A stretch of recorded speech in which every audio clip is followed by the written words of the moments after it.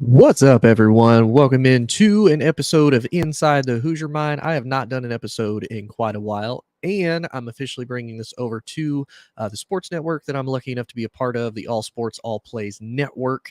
And it has been hot here in July. I finally was able to come back from Philly a little over a week ago or so, and that was a nightmare within itself. But hey, I've already vented about that. I've already made super huge, beef about that with the city of Philadelphia. But nonetheless, we're gonna move on. We're gonna have a great time. And then I'll be starting to regularly appear more on this show and start posting more frequent episodes, probably about the beginning of August as we get a little bit sooner into college football.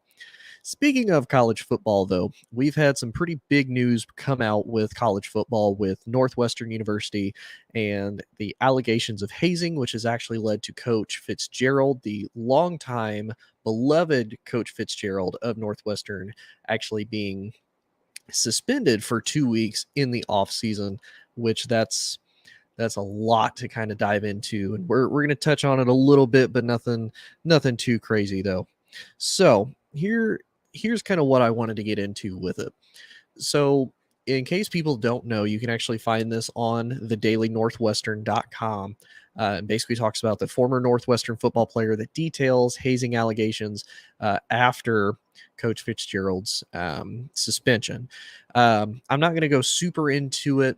There's a lot of different types of, they were doing kind of weird stuff where both parties were naked. They were doing this thing called Runs Giving, Shrek List, all of this different things that a lot of it was primarily freshmen being hazed by a lot of the upperclassmen, which for those of you, if you've never been a part of like a football team, if you've never been a part of, say, even a military service or even just a job company that does that, each thing kind of has their own weird way of kind of initiating somebody, and a lot of hazing actually has gone away, as it should. A lot of hazing is, really unnecessary. It's not really beneficial to the individual themselves. It's not beneficial to the team growth, and it's one of those, a lot of guys come into it with this whole idea of, well, I had to go through it, so you have to go through it. And that doesn't really work. I kind of went through it before, and I wasn't a huge fan of it, and it didn't last very long because I was like, for me personally, I'm one of those, I'm just not going to put up with it. What kind of really bothered me about this with Northwestern is the fact that they came out, they suspended Fitzgerald for 2 weeks in the off season. So to me, I kind of take that as, I don't know if you really care about what is actually happening, or are you more of just brushing off the allegations of, well, we know it happened. We know that Fitzgerald, we think potentially, knew about this happening, but it he's doing kind of the smart thing if he's doing, plausible deniability, which I get wholeheartedly.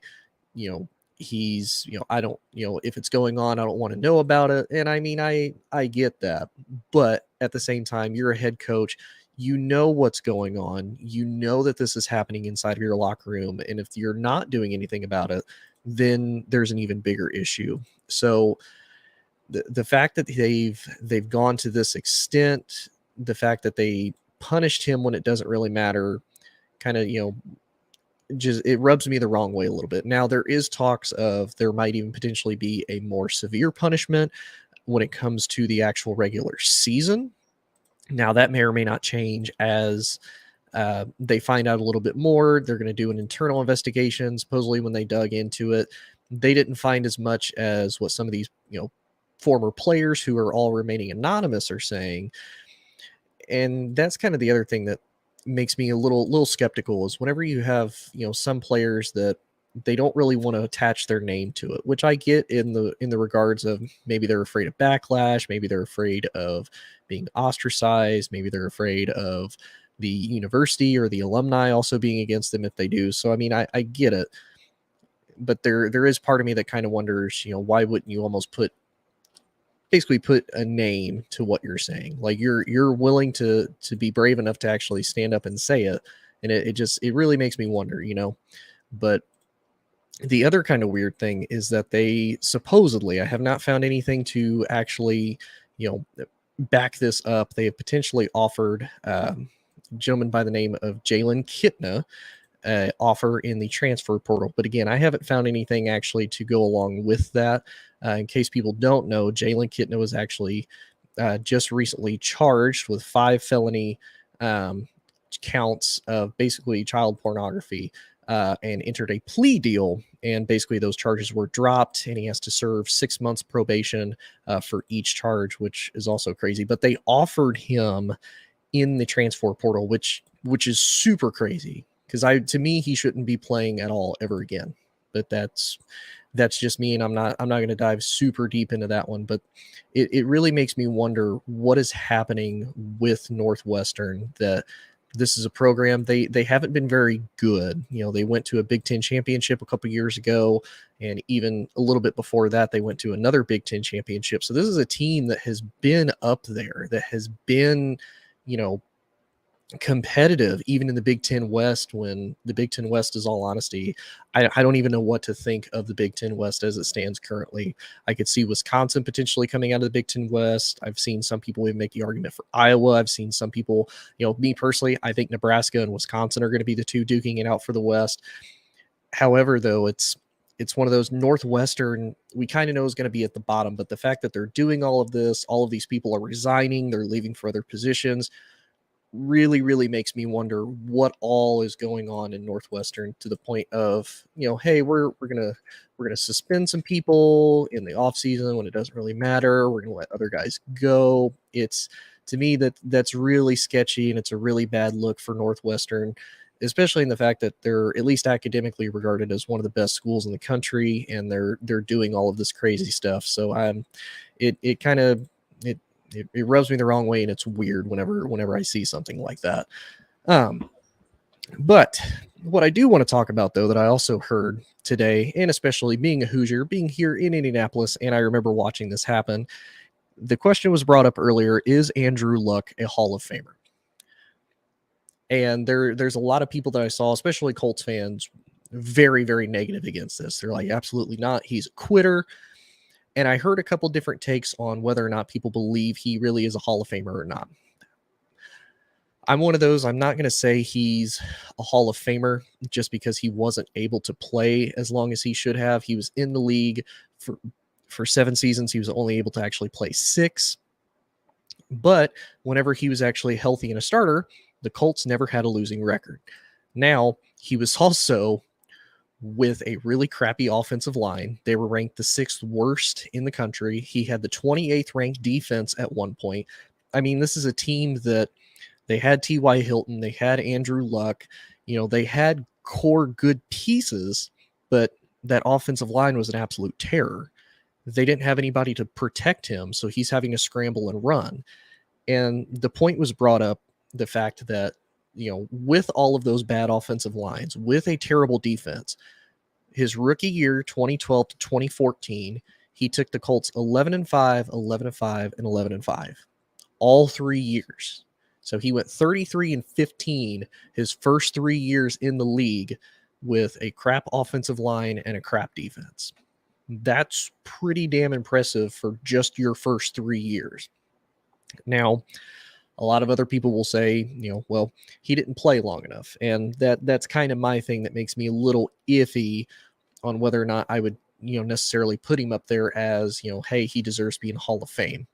Well, he didn't play long enough, but in the little bit that he did play, what type of an impact did he make on the game? And he made a big impact. I mean, it's one of those, when he retired, the Colts have felt it ever since. Now, I know for a lot of Colts fans, he retired basically right before the seasons, right basically at the end of preseason in 2019. He decided that he was going to retire, so that left the Colts with really no true backup game plan. They gave it to Jacoby Brissett, which I know I've talked before on this podcast as well as other shows, that, Jacoby Brissett's not a bad quarterback, but he's not necessarily the guy that is going to change your franchise. He's a middle of the pack quarterback. He's a good dude. I think very smart. I mean, it shows he's a journeyman. Everybody wants his services. Everybody wants him on their team, but he didn't really do that great. And for Andrew Luck to have basically taken that same team, taken them to an AFC championship where they ran into the buzzsaw that is, the New England Patriots, he still managed to do something that very few people I think could ever do. I don't know if Brady could do that. I don't know if Mahomes could do that. Manning, Bradshaw, Aikman, all of them. I don't know if they could take a team with basically a non-existent defense and a crap O-line and be able to take them as far as the AFC Championship. And if we look at his other stats, so his total career stats, he played 86 games. Every game that he played, he started 86 of 86. He was 53 and 33. He threw for almost 24,000 yards, had about 61% completion, threw for 171 touchdowns, 83 interceptions. He ran for almost 1,600 yards. He got 14 touchdowns. Now, keep in mind, in 7 years, he was sacked 174 times in his short career that he played. Now, keep in mind, 2017 he didn't play at all because he was injured.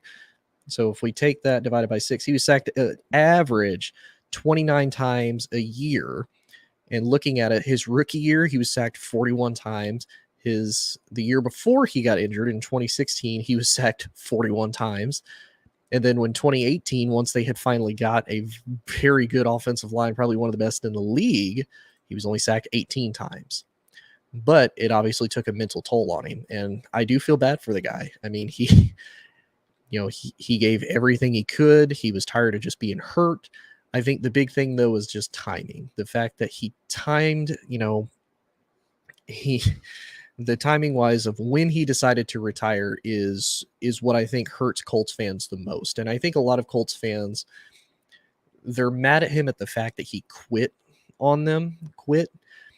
but I think they're happy in the fact that he's happy in post football life, which he should be. Now, I will say, if I was a Colts fan, we have this star quarterback that's supposed to be a once in a generational talent. He absolutely was, and he just quit. I would be a little bit upset too. So I don't necessarily blame them on the fact that they're very salty with Andrew Luck retiring, but I wholeheartedly get it. But does he deserve to be in the Hall of Fame? I would argue yes. And I say that because, did he win a Super Bowl? No, he didn't get to a Super Bowl. He got close in the AFC Championship, but he didn't actually go to one. He didn't actually win one.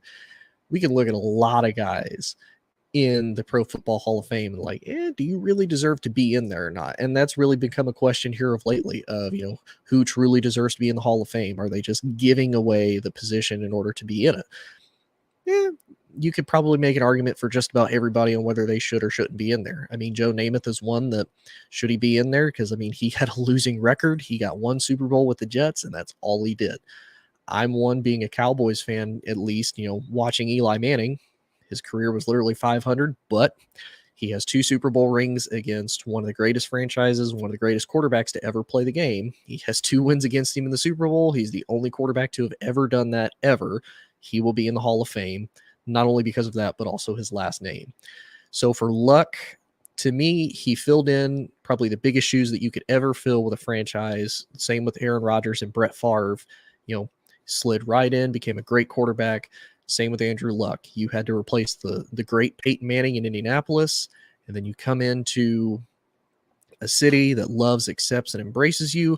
However, they didn't give you a great team, but you took what you had and you ran with it, and you did absolutely fantastic with it. So to me, I say yes, he should be in the Hall of Fame. A lot of people probably argue that. A lot of Colts fans probably don't agree because, again, he's a, quote, quitter, but I don't really think that's fair. This is a guy that was at a high level, left at a high level. I guarantee if he was to come back, he would probably still be at a high level. He would still be at a high level if he continued to play, and if that offensive line was still pretty decent. The Colts would be a totally different story, and we probably wouldn't be having this discussion, and he would be a for sure lock into the Hall of Fame. But, he did the right thing. He chose himself, which first and foremost is the most important thing you can do, is picking yourself over a sport that is honestly just one big entertainment. But the very last thing that I do want to talk about, though, is college football, because it's probably one of the things I love to talk about the absolute most, and that is the Big 12. The Big 12 recently got 4 new teams into its league as of July 1st. It got BYU, it had Houston, it added UCF, and it added Cincinnati. So what does all of that mean for the Big 12 as well as college football? Now we get to see, four Group 5 schools, excuse me. They get to come into a Power 5. We're going to see if they truly belong or not, as well as we get to see a conference like the Big 12 try to already start to replace two big brands that they're losing in Oklahoma and Texas, try to bring in very, viable and decent programs that are not only good football wise, but are also good basketball wise. So the Big 12 tweeted out actually the 2023 preseason votes for who they think is going to be number one in the Big 12 and potentially and at least be in the Big 12 championship. They have Texas at 1, Kansas State at 2, Oklahoma at 3, Texas Tech at 4, TCU at 5, Baylor at 6, Oklahoma State at 7, UCF, Kansas, Iowa State, BYU, Houston, Cincinnati, and West Virginia. So 3 of the 4 new guys are already towards the bottom as far as their overall chances of winning. And that kind of makes sense. To me, BYU is one of those, they don't really face a lot of big time opponents. They didn't even when they had Zach Wilson and they were ranked kind of, in the mid 20s, which is typically where BYU usually resides, is, low 15s to 25. I don't really know what to expect from them. Houston just lost their quarterback. Cincinnati loses Luke Fickell to go to Wisconsin. They get the head coach from Louisville. So can he kind of continue on that success from Cincinnati? And especially Cincinnati, who just a couple years ago was in the college football playoffs, did to me a lot better than what we expected them to do against Alabama. But probably the biggest one is UCF, who now makes Florida really a fight for 4 in Florida, because now you'll not only have UCF, you have Miami, you have Florida, and you have Florida State all duking it out for basically bragging rights in the state of Florida and who's the best school down there. So I'm excited. It is kind of interesting, though, that they kind of treat the Big 12 a lot like the NFL with who they think is going to be the absolute best and who's going to win the conference. For example, in the NFL, you always hear with Cowboys fans, unfortunately, you always hear how they talk about it's going to be our year. It's going to be our year. It's going to be our year. And we all know that's not going to happen. Kind of the same with Texas. Is Texas back? Is Texas going to be the school that we expect them to be? I think they are, with Sarkisian now going into his 3rd season. Quinn Ewers is going to be back for his 2nd full season. Hopefully he's able to stay healthy. He has a great quarterback room behind him. I mean, Texas probably has one of the most stacked quarterback rooms in the country as of right now, hands down. So I kind of get why they put Texas at number 1 just because of that. Kansas State, though, I am excited to see them at number 2. They have a lot of returning pieces coming back to Kansas State. They won the Big 12 last year. They're kind of the sleeping giant a little bit. The one that really surprises me, though, is Oklahoma being 3rd. They have Dylan Gabriel. He's coming back. He's actually a transfer from UCF. They were really underwhelming last year. They started off kind of hot, and then they just dropped every single game after that, and they were just super underwhelming. I don't really know how to view Brett Venables and that Oklahoma team, because to me, they don't have an identity. At least with Lincoln Riley, you knew they were going to be a prolific passing attack. You knew they were going to have a good quarterback. You knew that they were going to light up the scoreboard, and you knew they weren't going to have any defense. Where Brett Venables comes in, he's trying to build a defense. He's trying to build a balanced team overall. I don't know if they're going to be able to do that or not, but I'm going to be interested to see it. And they have Texas Tech at 4, which really surprises me. I didn't watch a lot of Texas Tech. They were kind of at the bottom of the Big 12 last year. And I'm like, wait a minute, you went from the bottom to 4. What is going on at Texas Tech that you think that they're going to be 4th in the overall standings when you have TCU at 5? Technically, the original starting quarterback that they had over Max Duggan is coming back. They said that he looks absolutely fantastic in camp so far, and what they've seen in the spring games and whatnot, he looks fantastic. They actually have a lot of returning pieces, especially on the defense. They have a lot of big returning pieces.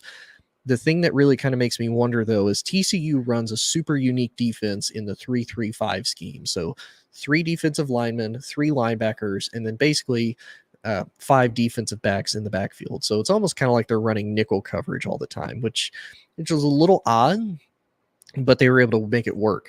Now it's a year after they got destroyed by Georgia in the national championship.